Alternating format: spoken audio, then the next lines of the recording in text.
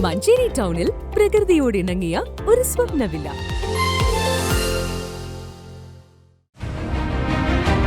നിങ്ങളുടെ വീടിന്റെ വാഷ്റൂമുകൾ ഇനി ഗ്ലാമർ റൂമുകളാക്കാം സെറ സ്റ്റൈൽ ഗാലറിയിലൂടെ. Sera style gallery near cooperative college, Manjeri.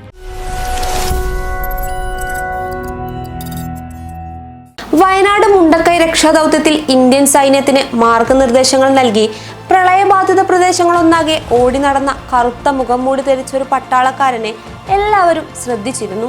മലയാളിയായ ലഫ്റ്റനന്റ് കേണൽ ഋഷി രാജലക്ഷ്മി.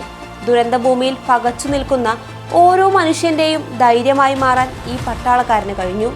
ഋഷിയുടെ ചരിത്രം തിരഞ്ഞപ്പോഴാണ് പോരാട്ടവീര്യത്തിൽ ഇന്ത്യൻ സൈന്യത്തിന്റെ അഭിമാനമായി മാറിയ സൈനികനെ തന്നെയാണ് വയനാട്ടിലെ ഇമോഷണൽ ഓപ്പറേഷൻ മുന്നിൽ നിന്ന് നയിക്കാൻ രാജ്യം ചുമതലപ്പെടുത്തിയതെന്ന് നാട്ടുകാർക്ക് മനസ്സിലായത്.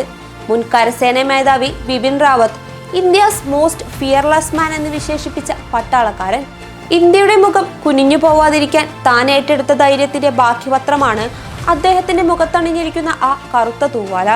2017 പുൽവാമയിലെ ദ്രാൽ ഗ്രാമത്തിലുള്ള ഒരു വീട്ടിൽ ഭീകരർ കയറിയിട്ടുണ്ടെന്ന അറിയിപ്പിനെ തുടർന്ന് പ്രദേശവാസികൾക്ക് അപകടമേൽക്കാതെ ഭീകരരെ കീഴ്പ്പെടുത്തുക എന്ന ശ്രമകരമായ ദൗത്യത്തിന് രാജ്യമേൽപ്പിച്ചത് ഋഷിയെയായിരുന്നു.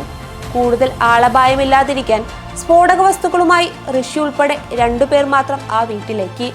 ദൗത്യം വിജയിച്ചാണ് അവർ തിരിച്ചു മടങ്ങിയത്.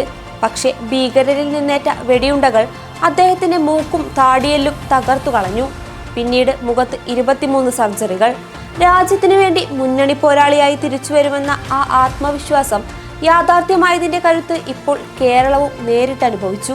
തീവ്രവാദികളുടെ അടുത്തേക്ക് സ്ഫോടക വസ്തുക്കളുമായി കയറി ചെല്ലുമ്പോൾ സ്വന്തം ജീവൻ മനസ്സിലുണ്ടായിരുന്നില്ലേ എന്ന ആ ചോദ്യത്തിന് എന്റെ രാജ്യമാണ് എനിക്ക് പ്രധാനമെന്നായിരുന്നു അദ്ദേഹത്തിന്റെ മറുപടി. എന്നെ കടന്നുള്ളൊരു വെടിയുണ്ടയെ നിങ്ങളിലേക്ക് എത്തുകയുള്ളൂ എന്ന വാക്കോടെ അതിർത്തിയിൽ നെഞ്ചു വിരിച്ചു നിൽക്കുന്ന ഇത്തരം മനുഷ്യർ ദുരന്തമുഖത്ത് മുന്നിൽ നിന്ന് നയിക്കുമ്പോൾ നമ്മളെങ്ങനെ തോറ്റുപോവാനാണ്?